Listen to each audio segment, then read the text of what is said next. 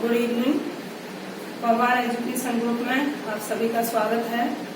मैं ब्रजलता चौधरी, रत्नी देवी girls TT college.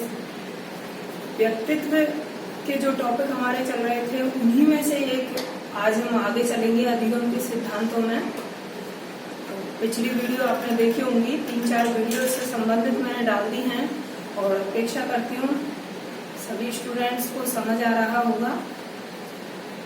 आज का जो हमारा सिद्धांत होगा अधिगम के सिद्धांत। पहले हमने मनोगत्यात्मक सिद्धांतों में पढ़ा, सबसे ज्यादा व्यापक रूप से सिगमंड का मनोविश्लेषणात्मक सिद्धांत, उसका वर्गीकरण किया बहुत ही व्यापकता के साथ, और कई उससे संबंधित जो और भी थे विद्वान उनके बारे में भी जाना। आज का जो हमारा सिद्धांत होगा अधिगम से संबंधित, अधिगम में भी कई सिद्धांत इसमें आएंगे, जिसमें हम पावलोव का सिद्धांत जो शास्त्रीय अनुबंधन सिद्धांत के नाम से जाना जाता है, स्किनर का क्रिया प्रसूत अनुबंधन का सिद्धांत, इनके अलावा थायरनडायक का त्रुटि एवं प्रयास या भूल या त्रुटि का सिद्धांत और मैस्लो का सिद्धांत। इन 4 जो सिद्धांत हैं बहुत ही उपयोगी हैं। इनका एक एक करके हम अध्ययन करेंगे, जो आपके बीएड बीएचटीसी दोनों में ही हैं। इनके अलावा कंपटीशन के लिए भी ये वेरी वेरी इम्पोर्टेंट है। तो चलते हैं टॉपिक की ओर।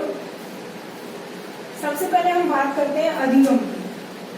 हमने शिक्षा के बारे में जान लिया, शिक्षण के बारे में जान लिया, व्यक्तित्व के बारे में जान लिया, थोड़ा सा अधिगम के बारे में भी जानते हैं। अधिगम का अर्थ क्या होता है?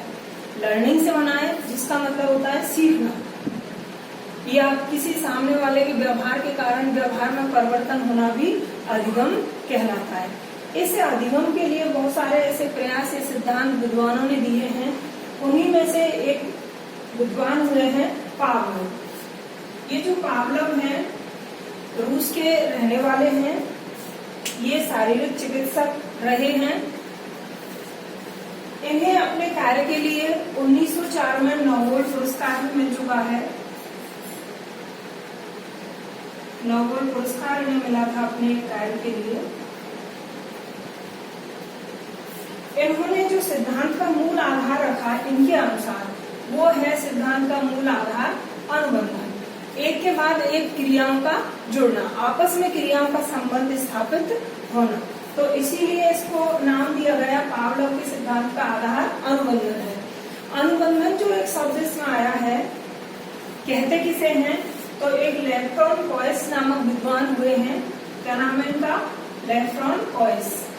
इन्होंने अनुबंधन एक ऐसी प्रक्रिया है जिसके द्वारा उद्दीपक एवं अनुक्रिया के बीच साहचर्य स्थापित किया जाता है, दोनों में संबंध जोड़ा जाता है। जैसे पिछली क्रिया का संबंध आने वाली क्रिया के साथ जुड़ जाता है। किसने कहा है? लेफ्रॉन कॉयस ने अनुबंधन से संबंधित बात कही है यहाँ। तो यही अनुबंधन कहीं ना कहीं सीखने में भी बहुत उपयोगी रहता है। अब इसका जो प्रयोग है पावलोव ने इसका प्रयोग किया कुत्ते पर।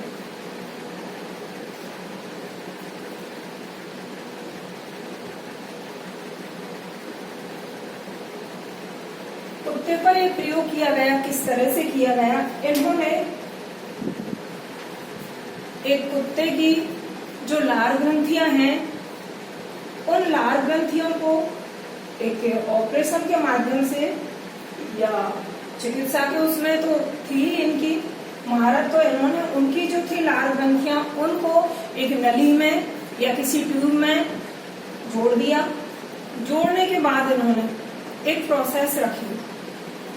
प्रोसेस में क्या रखा इन्होंने कि कुत्ते के सामने ये भोजन लाने की उसमें थे।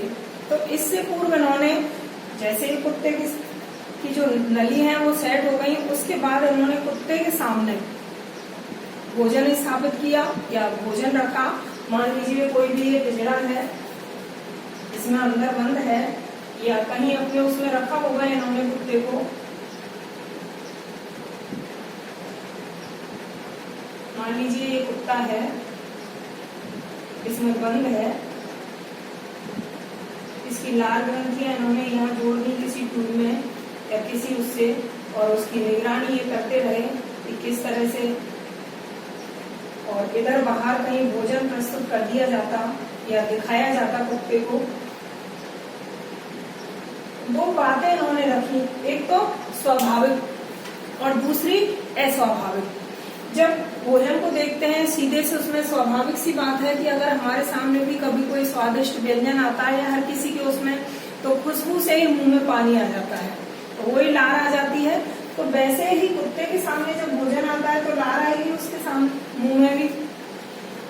तो इससे पहले इन्होंने भोजन से पहले एक और चीज रख दी, एक बैल इन्होंने बनाई। इससे पहले उस घंटी को बजाया जाता और घंटी के बाद भोजन आता। कई बार ये प्रक्रिया चलती रही, भोजन बाद में आता, पहले घंटी आती। तो कुत्ता उस जो भी प्रक्रियाएं चल रही थी उससे इतना बंध गया कि वो जानने लग गया कि अब घंटी बज गई है, पहले घंटी बजाई जाती फिर भोजन आता। तो घंटी के बजते ही उसके मुंह में लार आना शुरू हो जाती। तो इसका मतलब दोनों में संबंध हो गया, घंटी और भोजन में। तो इसके लिए उन्होंने एक सूत्र भी दिया है।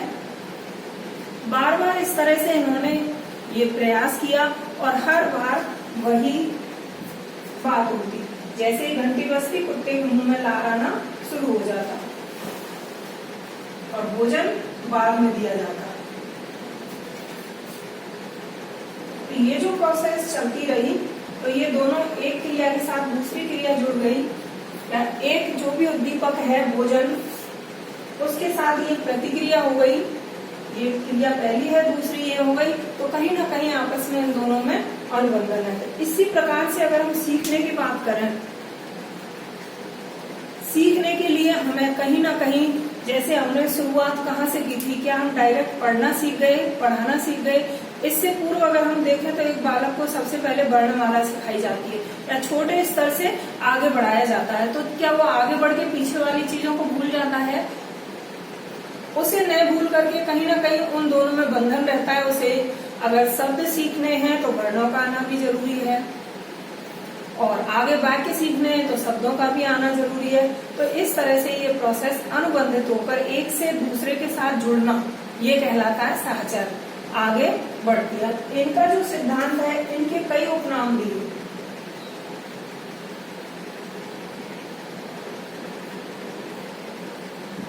इनका जो सिद्धांत है पावलोव का शास्त्रीय अनुबंधन का सिद्धांत,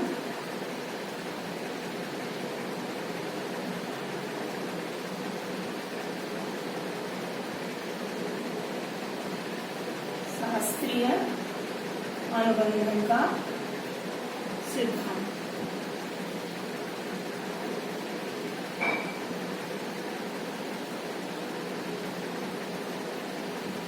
इसी के अन्य उनकी हम बात करें सिद्धांत के, तो अस्वाभाविक अनुक्रिया का सिद्धांत इसी के लिए है। अस्वाभाविक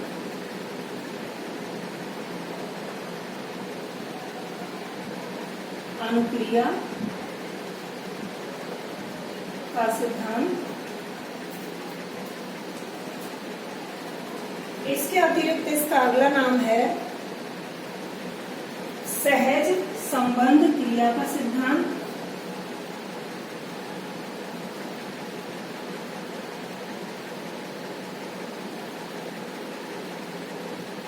सहज संबंध क्रिया का सिद्धांत।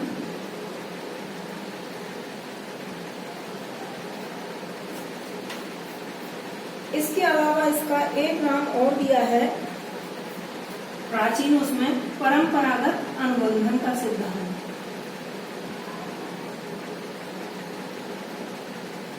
परंपरागत अनुबंधन का सिद्धांत।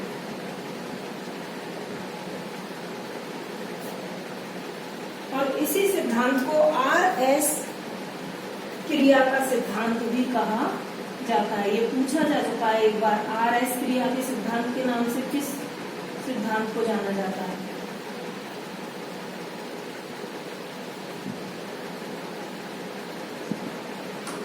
RS क्रिया का सिद्धांत। इन्हीं के सिद्धांत के नाम है शास्त्रीय अनुबंधन का सिद्धांत। किसने दिया? पावलोव ने कहाँ के थे? रूस के निवासी थे।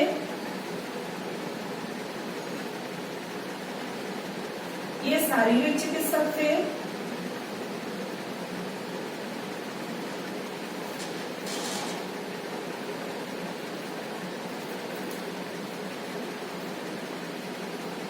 इनके कार्य के लिए 1904 में इन्हें नोबेल पुरस्कार दिया गया। किस पर प्रयोग किया गया? कुत्ते पर किया गया। एक पिंजरे में रख दिया, उद्दीपक के रूप में भोजन को लिया और इसी से अनुबंधित प्रक्रिया रखी घंटी बजाने की। तो यहाँ तक ये प्रोसेस चलती है। इसके बाद हम बढ़ते हैं सूत्र की ओर। इसके बाद आगे बढ़ते हैं हम इसके सूत्र पर आगे बढ़ा।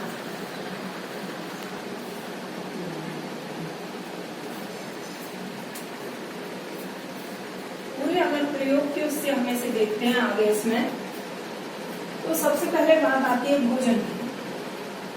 सबसे पहले क्या आएगा? भोजन। किसके सामने रखना है? कुत्ते के सामने। भोजन के बाद उसकी जो स्वाभाविक क्रिया है वो क्या हो जाएगी? उसके लार आना। जैसे भोजन को देखेगा उसके मुंह से लार आना शुरू हो जाएगी। ये है प्रयोग का पहला स्टेप। अगर प्रयोग के बीच वाले उसकी मेन जो मकसद है उसका उससे साहचर्य स्थापित करने या अनुबंधित करने का, तो वो इसमें है। प्रयोग के समय क्या करेगा? पहले घंटी बजाएगा और घंटी के बाद क्या आएगा? यहाँ पहले क्या बजाएगा? वो घंटी बजाएगा। उसके बाद क्या आएगा? भोजन आएगा और फिर क्या? लार आएगी। घंटी, भोजन, लार। जबकि ऊपर क्या था? भोजन के बाद तुरंत लार। तो वो तो स्वाभाविक है।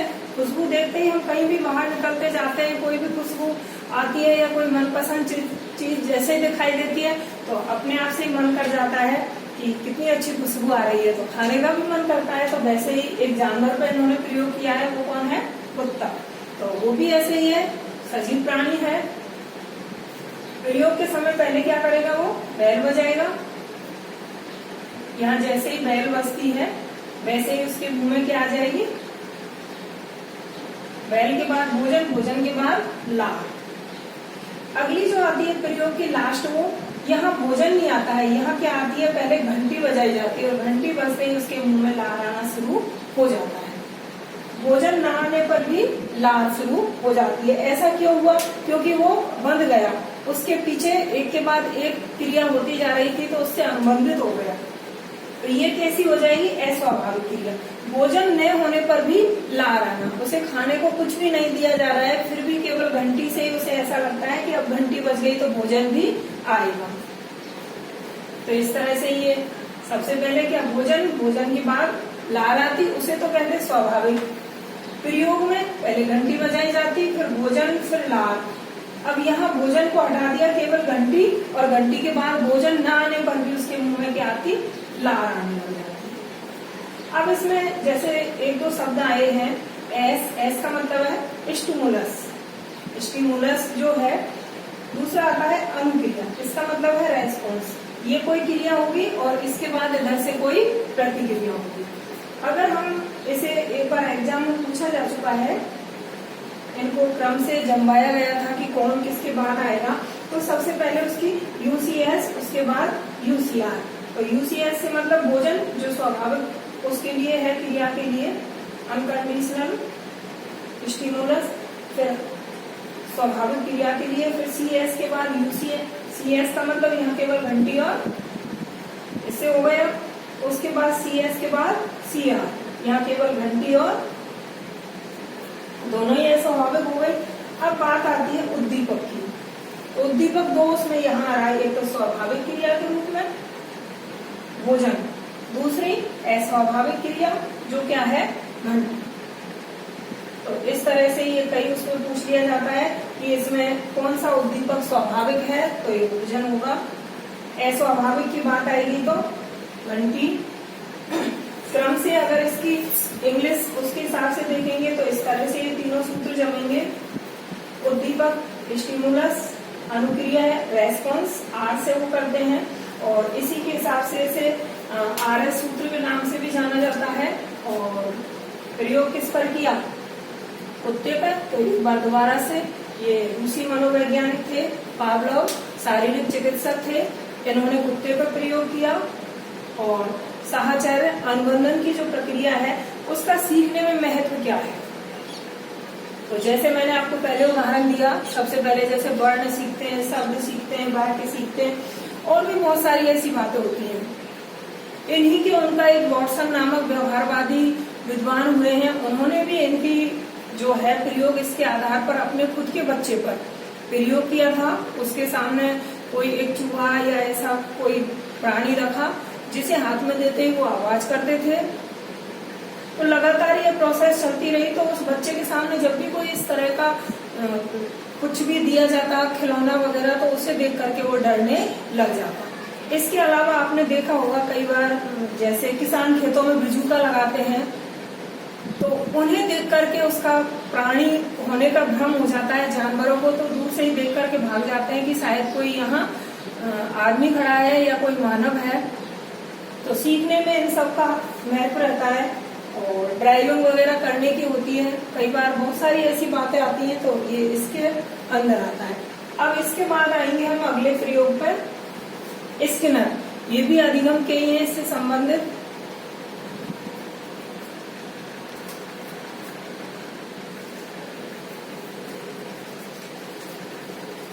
क्रिया प्रसूत अनुबंधन का सिद्धांत। अगला जो सिद्धांत होगा, इससे पहले हमने एक सिद्धांत पढ़ चुके हैं हम, और दूसरा होगा हमारा क्रिया प्रसूत अनुबंधन का सिद्धांत।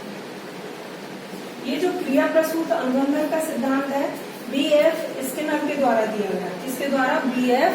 स्किनर से। ये अमेरिका के निवासी थे। इनके जो प्रयोग हैं चूहा व कबूतर पर किए गए, इस प्रयोग को भी बताएंगे। इन्होंने इसमें दो प्रकार के व्यवहार बताए, एक क्रिया प्रसूत, एक प्रतिवादी व्यवहार। क्रिया प्रसूत जो व्यवहार है, इसके लिए ऐसी दशाएं उत्पन्न की जाती हैं जिनसे क्रियाओं को बढ़ावा मिलता है। जैसे कि स्किनर ने किया था, जैसे ये स्किनर बॉक्स है, इसमें उन्होंने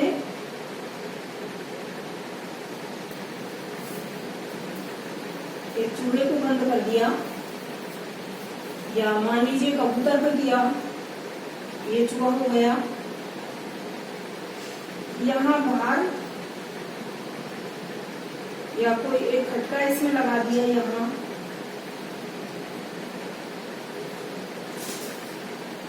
और किसी ऐसी जगह पे यहाँ वो रख दिए। ये जो चूहा है अपने आप से ही कुछ ऐसी क्रियाएं करता है, इधर उधर उछल कूद करता है, तो अनजाने में ही इसके पैर या फिर कहीं ना कहीं इसके शरीर का कोई भाग इस खटके पर या लीवर पर, इस पर जैसे ही ये चढ़ता है तो ये दब जाता है, और बाहर से यहाँ अन्न के दाने या चावल वगैरह कुछ भी हो सकता है अंदर आ जाते हैं और चूहा खा लेता है।